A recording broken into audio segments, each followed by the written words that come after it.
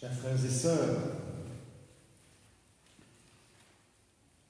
la prédication ce soir pourrait s'appeler « Que fais-tu de ton baptême ?» Vous étiez privés d'amour, dit la première lettre de Saint Pierre, mais aujourd'hui, Dieu vous a montré son amour. Ce verset pourrait s'appliquer au baptême, le sacrement dont je vais parler aujourd'hui. Il y a un avant et un après le baptême. Pour que nous partions bien sur la même base, nous pourrions dire que le rite sacramentel du baptême nous fait revivre en quelques instants l'histoire du salut, la création par Dieu, la sortie d'Égypte lorsque le peuple traversant la mer sort de l'esclavage pour trouver la liberté, la terre promise qui reçoit le peuple, l'exil et le retour, la venue du Christ, Fils de Dieu, en notre monde, sa mort et sa résurrection, par amour pour nous, et le don de l'Esprit Saint à notre Église. Nous revivons, frères et sœurs, l'histoire du salut à notre baptême. C'est pour cela, du reste, que le moment privilégié pour célébrer les baptêmes, c'est dans la nuit de Pâques. Nous étions loin de l'amour qui fonde l'homme, et voilà que Dieu nous a montré son amour. Ou comme le disait encore la lettre de Saint Pierre, il nous a appelés des ténèbres à son admirable lumière. Mais que faisons-nous de ce baptême ? En essayant de traduire assez littéralement le verset évangélique qui est le fil rouge pour notre trésaine, Jésus dit ceci: il y a un feu que je suis venu lâcher sur la terre, et pour moi, quel désir! Ah, s'il était déjà allumé! Mais il y a aussi un baptême où j'ai à être plongé, et pour moi, quelle angoisse! Jusqu'à ce que ce soit terminé. Jésus utilise un entrecroisement de mots plutôt étonnant, un feu et un baptême. N'oublions pas que le baptême signifie plongeon. Le feu de l'amour de Dieu et l'eau du baptême sont associés. En même temps, quand Jean le Baptiste annonçait celui qui devait venir après lui, il faisait le même rapprochement. Il disait de Jésus: il vous baptisera dans l'Esprit Saint et le feu. Baptisé et le feu de l'Esprit Saint. Jésus parle ici de son baptême et on comprend qu'il symbolise sa passion. Mais nous percevons aussi le nôtre, notre baptême. Jésus veut que le baptême aille au bout de la terre. Après sa résurrection, il dit aux disciples: allez de toutes les nations, faites des disciples, baptisez-les au nom du Père et du Fils et du Saint-Esprit. Et ils sont bien là, ces disciples, des apôtres, c'est-à-dire des envoyés. Plus seulement ceux qui ont été à son école comme des disciples, mais des envoyés, des apôtres. Le baptême fait de nous des missionnaires, frères et sœurs, et c'est de cela que nous partons. Pour commencer, je voudrais laisser de la place à une autocritique. Une autocritique de notre manière d'être des baptisés. Peut-être en avons-nous besoin, peut-être pas trop. En tout cas, le baptême compte beaucoup pour Jésus qui le donne. Comme j'aimerais que ce feu soit répandu par toute la terre. Et nous, recevons-nous ce baptême qui a de l'importance pour Jésus avec à sa juste importance. Il y a quelques jours, j'ai dû célébrer un baptême sous condition. Peut-être que certains d'entre vous se demandent de quoi il s'agit. C'est rare. Peut-être des personnes qui ont la foi et qui la pratiquent découvrent un jour qu'il n'y a pas de trace de leur baptême dans le registre. Les registres sont gardés à l'évêché ou dans une paroisse ont pu brûler, par exemple. Ou bien la personne a été adoptée et n'a plus la trace du lieu de son baptême, mais elle a la conviction qu'elle a été baptisée. Et souvent, d'ailleurs, elle a eu une éducation chrétienne en réalité. S'il y a eu un témoin visuel, on demande une attestation, mais parfois ceux qui auraient pu être témoins visuels sont morts. Dans ces cas-là, on fait une célébration de baptême avec la formule suivante: à condition que tu n'aies jamais été baptisé, un tel, je te baptise au nom du Père et du Fils et du Saint-Esprit. C'est ça, un baptême sous condition. Cela nous rappelle au passage que le baptême est un sacrement unique qui ne peut être célébré donc qu'une seule fois. Quand on fait un baptême sous condition, si le baptême a déjà eu lieu, à ce que l'on présume, la nouvelle célébration ne compte pas comme un sacrement, pas un sacrement nouveau. Si le baptême n'a jamais eu lieu, la célébration que l'on vient de faire compte comme un sacrement. Et cela permet alors d'avoir notre baptême inscrit dans un registre. Généralement, cela permet à quelqu'un de faire sa communion, sa confirmation, de célébrer son mariage à l'Église en tant que chrétien, car il faut avoir été baptisé pour cela. C'est dans ces cas-là que les prêtres sont amenés à célébrer à faire ce genre d'acte.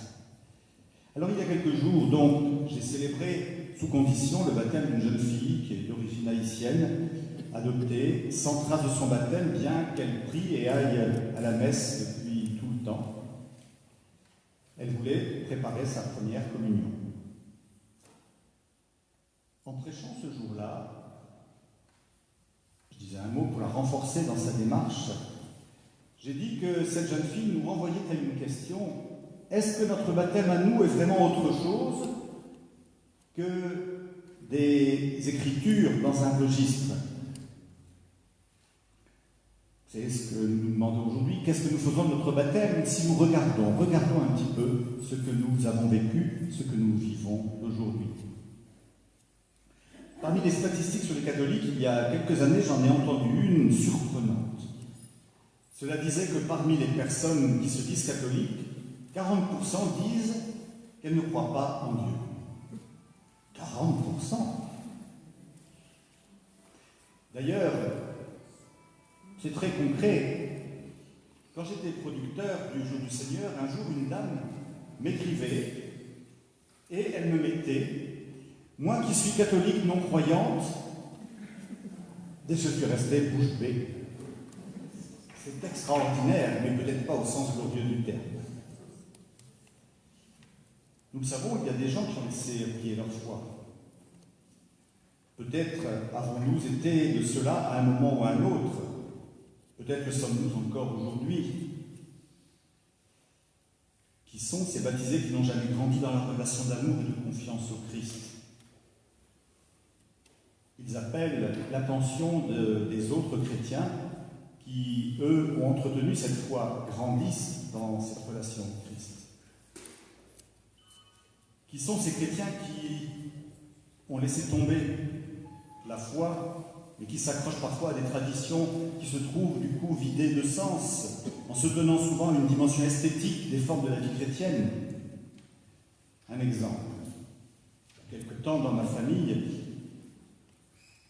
quelqu'un de ma famille qui était baptisé, mais qui n'avait rien fait, jamais rien fait ensuite de son baptême, me dit un jour: j'aimerais bien me marier à l'église, c'est quand même beau.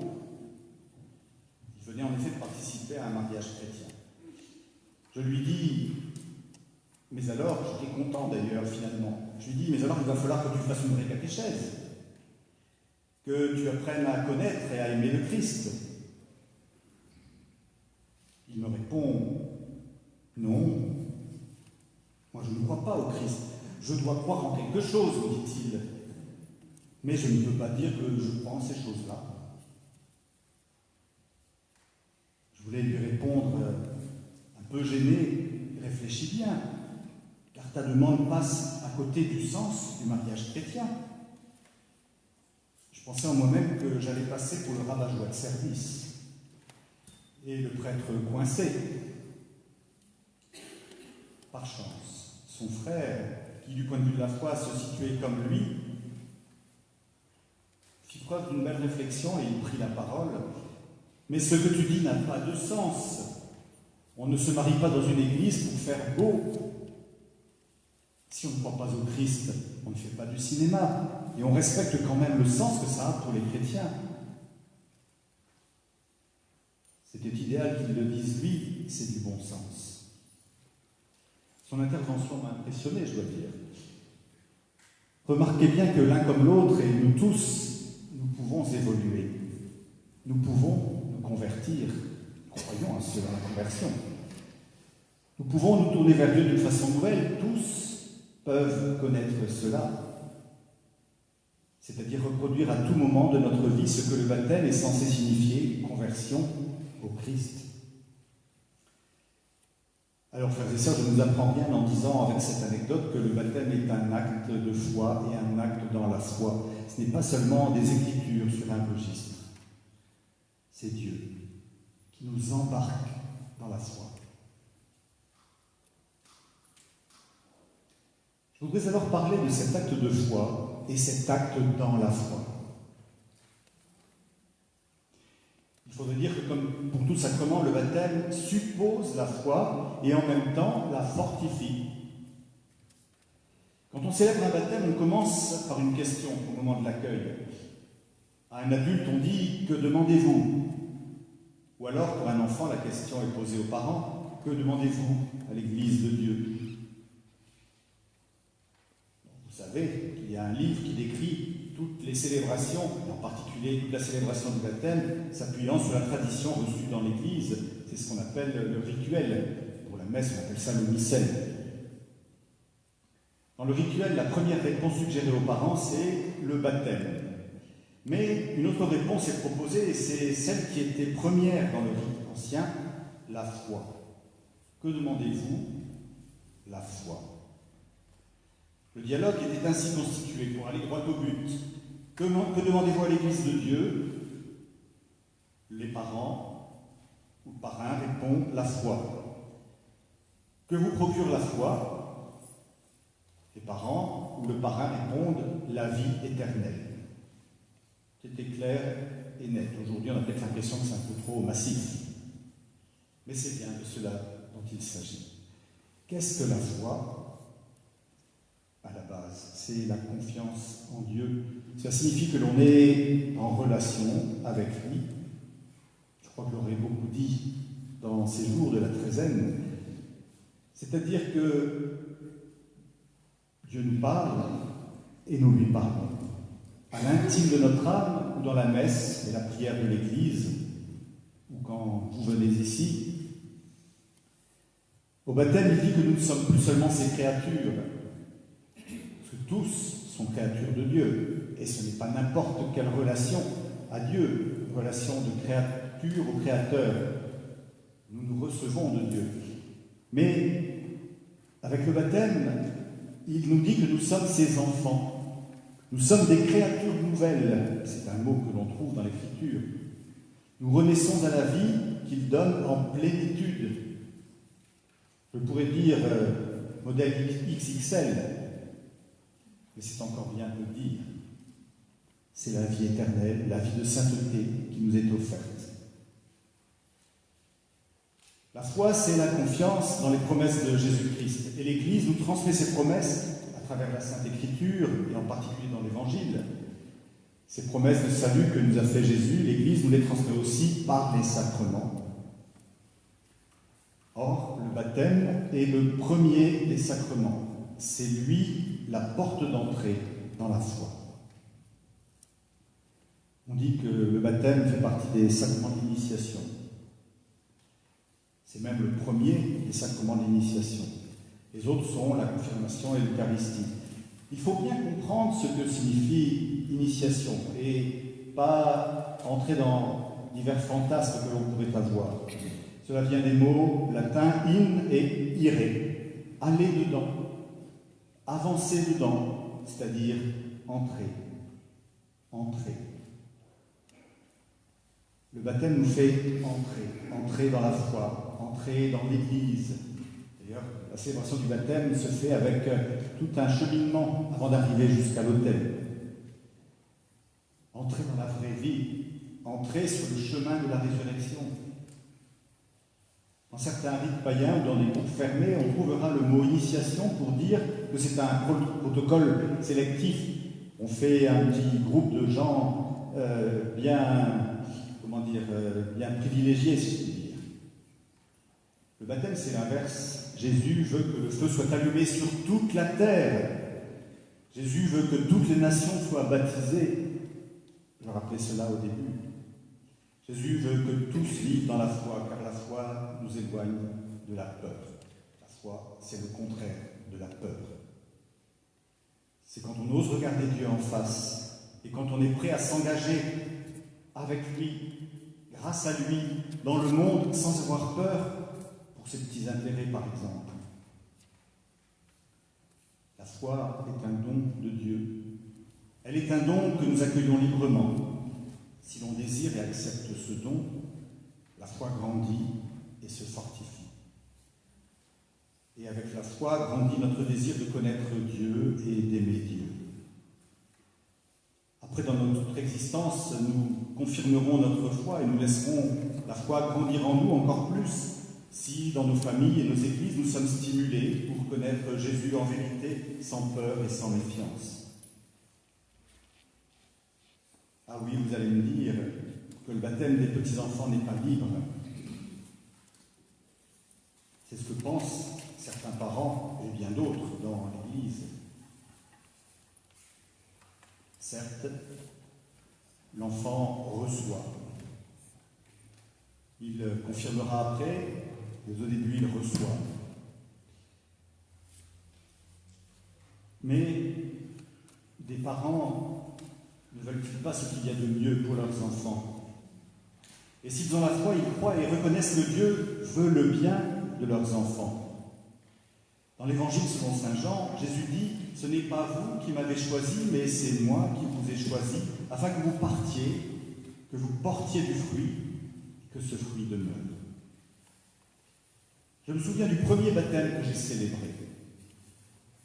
Je me souviens de la préparation de ce baptême. C'était le fils d'un couple très investi dans leur foi. J'ai posé la question « Pourquoi faites-vous baptiser votre enfant ?»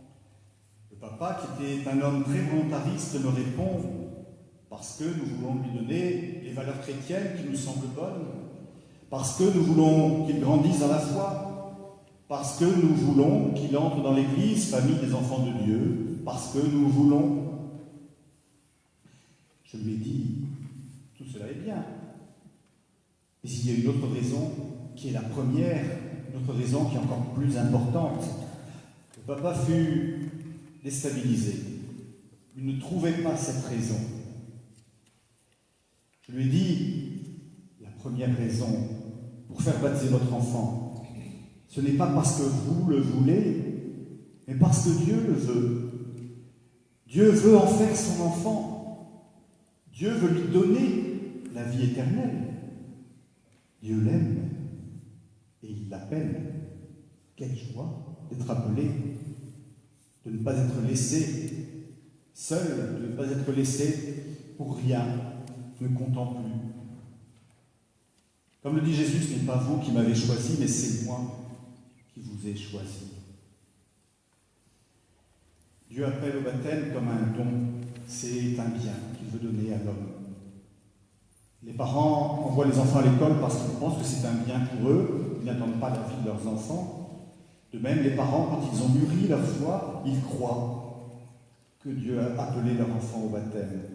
Ils croient que Dieu veut donner la vie éternelle à leur enfant. S'ils ont la foi, comment pourraient-ils dire non? Il vaut mieux attendre. Je comprends des enfants qui ne font pas baptiser leurs enfants petits, c'est qu'il y a une sorte de doute qui demeure encore, qu'il faut respecter. Il faut voir derrière cela une approche positive du baptême, frères et sœurs. Parce que parfois, on a pu considérer le baptême par la négative, c'est-à-dire la peur. On a insisté sur le fait qu'il faut baptiser de peur que l'enfant meure sans avoir été baptisé. La peur qu'il ne soit pas sauvé s'il meurt sans être baptisé. Mais il ne faut pas oublier que le baptême est d'abord un acte positif de Dieu. D'abord, il veut donner sa vie. Il veut faire grandir dans la foi, il veut nous donner le salut. Par ailleurs, à nous de nous donner les moyens d'aller recevoir sa vie là d'où elle vient, de Dieu lui-même qui nous la donne au baptême, à nous de d'aller, de désirer le baptême pour ses enfants ou pour soi-même à partir du moment où on fait cette rencontre avec Dieu. Je terminerai en considérant l'amour comme un fruit du baptême. Avec le baptême grandit la foi. Mais avec le baptême, nous pouvons dire que l'amour aussi grandit. Notre amour pour Dieu grandit car Dieu nous fait le don d'être capable de l'aimer, de trouver en lui notre bonheur et d'être capable d'aimer nos frères et sœurs et trouver en cela la joie. Mais j'ai été merveilleusement étonné d'une formule de saint Antoine dans un de ses sermons. Il cite un verset biblique que nous entendons lors de la célébration du baptême. « Vous tous qui avez été baptisés dans le Christ, vous avez revêtu le Christ. » Il cite la lettre aux Galates, saint Paul aux Galates, dans le chapitre 3. Et Antoine en tire une leçon toute simple, à laquelle je n'avais jamais pensé en ces termes, une leçon qui m'a ébloui. Il commente d'abord cela en disant que les chrétiens sont revêtus de la foi en l'incarnation, à partir de ce verset de saint Paul. Je le disais hier, l'incarnation, c'est important pour saint Antoine. Il a une théologie de l'incarnation fortement marquée, d'après ce que j'ai pu voir. Saint Antoine recevant l'enfant Jésus dans ses bras, comme nous le voyons sur les statues, c'est Antoine reconnaissant que Jésus est Dieu et homme. Mais Antoine va plus loin. Il dit « Il faut que tu commences par t'aimer toi-même. Ensuite, tu pourras exercer la charité à l'égard des autres. » Je me suis dit, tiens, pourquoi dit-il cela? En fait, il dit cela, ce que j'ai compris de son raisonnement, au baptême, tu as revêtu le Christ. Tu es devenu comme le Christ. Le Christ t'habite au baptême. Il te fait entrer dans sa résurrection. Aussi, le baptisé est quelqu'un qui s'aime lui-même, mais bien sûr, pas quelqu'un qui s'aime de façon narcissique, pas quelqu'un qui s'enorgueillit d'être mieux que les autres, plus intelligent que les autres, plus doué, plus beau, et d'autres choses que vous pouvez continuer tout seul. Le baptisé est quelqu'un qui s'aime parce qu'il a revêtu le Christ. Le Christ, notre Dieu, est venu rayonner dans le baptisé. C'est comme s'il nous donnait une raison de nous aimer au cas où nous n'aimerions pas assez notre condition, notre vie, le fait d'être créé en ce monde. Le Christ, notre Dieu, est venu rayonner dans le baptisé. Le Christ l'illumine. D'ailleurs, au baptême, s'il y a le rite de remettre un vêtement blanc au nouveau baptisé pour dire que l'on a revêtu le Christ, il y a aussi le rite de lui donner de la lumière allumée au cierge pascal. Le baptisé reçoit la lumière du Christ ressuscité. Et dans les premiers temps de l'Église, au lieu d'utiliser le mot baptême, on parlait parfois d'illumination. Le Christ nous illumine.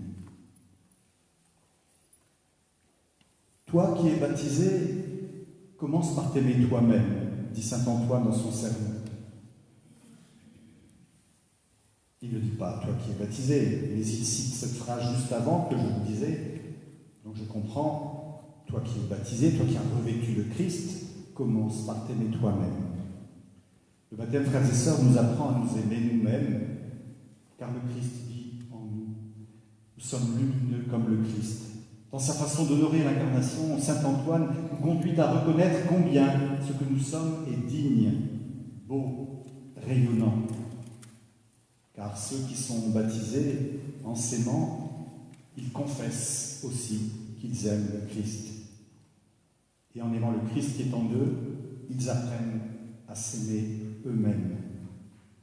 N'est-ce pas extraordinaire?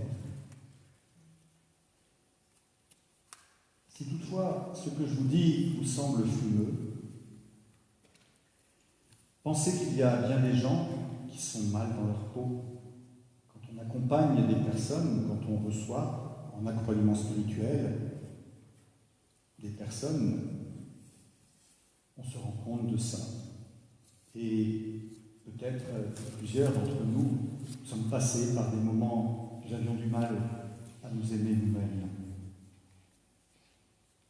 Tant de gens qui n'arrivent pas à surmonter la honte d'eux-mêmes, tant de gens qui pensent qu'ils n'intéressent personne, tant de gens qui ne s'aiment pas. Et c'est là souvent un obstacle à la foi, en réalité. Il faut ramer pour aider quelqu'un à se retrouver lui-même, pour retrouver le Christ, ou à retrouver le Christ pour se retrouver lui-même. Ne pas s'aimer, c'est souvent un obstacle à la foi. De telles personnes, hélas, ont du mal à reconnaître que Dieu est venu habiter leur existence. Et nous devenons comme cela lorsque nous ne reconnaissons pas que le Christ Jésus a fait de nous des hommes nouveaux. C'est cela qui se passe au baptême.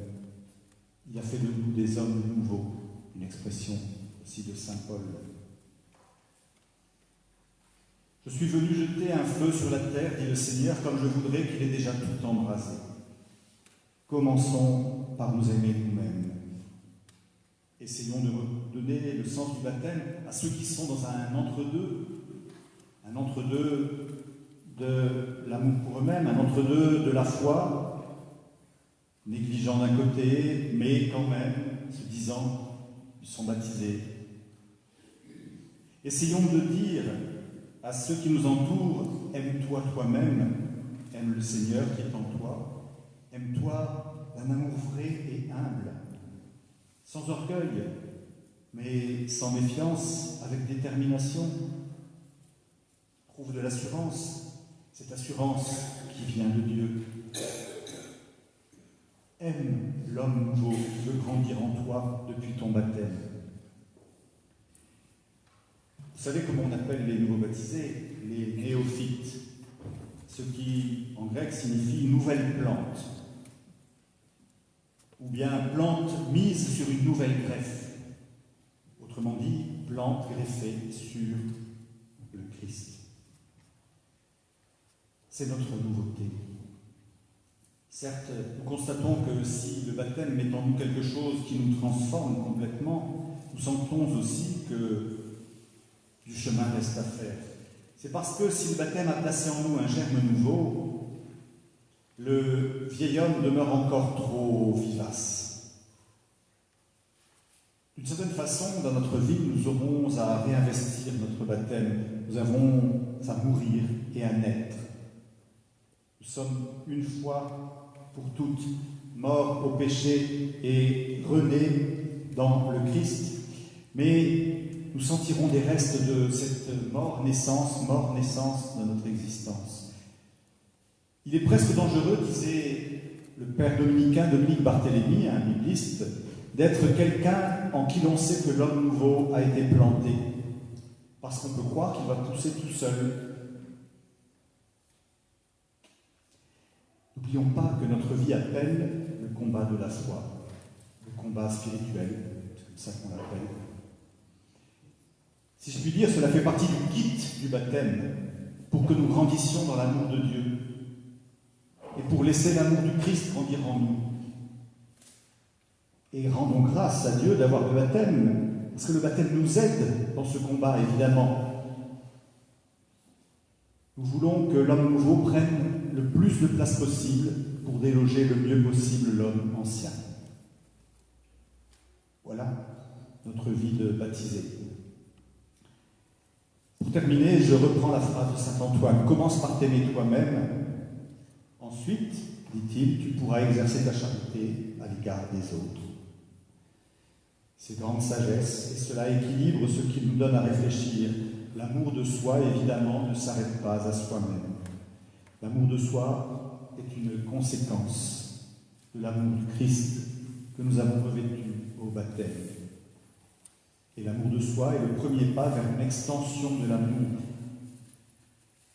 Il doit être cela. J'aime le Christ en moi et j'aime aussi le Christ dans les autres. Nous pourrions dire que plus j'aime le Christ, plus j'aime les autres, et plus je m'aime. Mais aussi, plus j'aime les autres, et mieux je m'aime moi-même, et plus je me rapproche du Christ.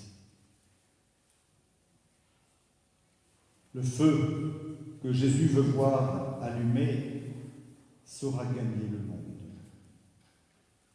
Jésus le sait, Jésus le dit, le feu de la foi et le feu de l'amour de Dieu.